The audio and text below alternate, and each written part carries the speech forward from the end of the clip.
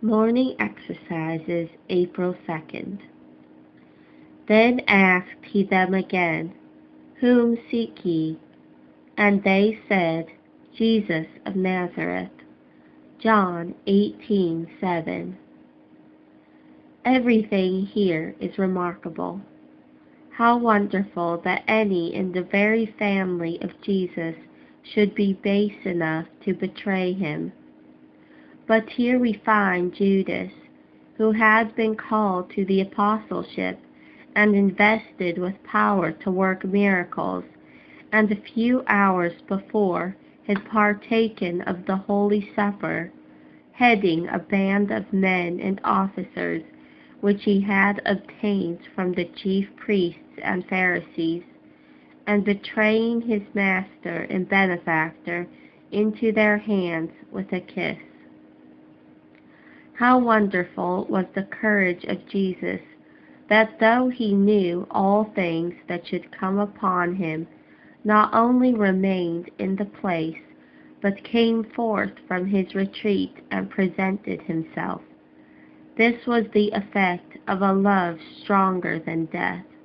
Perfect love casteth out fear. How wonderful was the rebuke and the repulse which his enemies met with.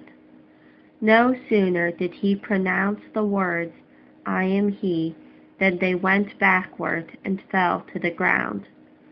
Whether some rays of glory broke from his sacred body, or whether he immediately by his power impressed their minds, we know not. But surely here was enough to induce them to discontinue the unhallowed enterprise. Yet, how wonderful that in a few moments they rise and recover heart enough to approach him a second time, so that he asks them again, Whom seek ye? And they said, Jesus of Nazareth. This was partly the influence of numbers.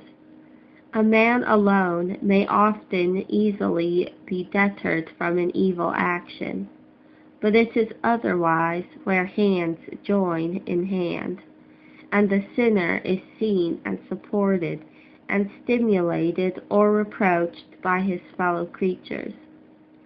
It shows us also the hardening nature of sin. When the men of Sodom were smitten with blindness, they even then groped by the wall to find the house where the heavenly visitants were.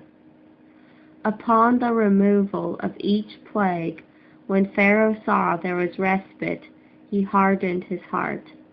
And Ahaz, in his affliction, sinned yet more and more against God. And of how many may it be said, Thou hast stricken them, but they have not grieved. Thou hast consumed them, but they have refused to receive correction. They have made their faces harder than a rock. They have refused to return. Neither means nor even miracles will avail when God leaves a man to himself. Persons often think that a dreadful event will do what ordinances have failed to accomplish. But we have known many who have been stripped and reduced, and yet their minds have not been humbled before God. They have resembled fractions of ice or stone, broken but not changed, each piece retaining the coldness and hardness of the mass.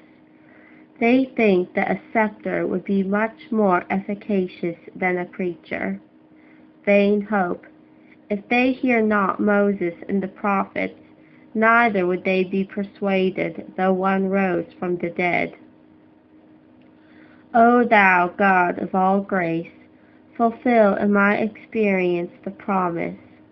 A new heart also will I give you, and a new spirit will I put within you, and I will take away the stony heart out of your flesh, and I will give you a heart of flesh, and I will put my spirit within you, and cause you to walk in my statutes, and ye shall keep my judgments and do them.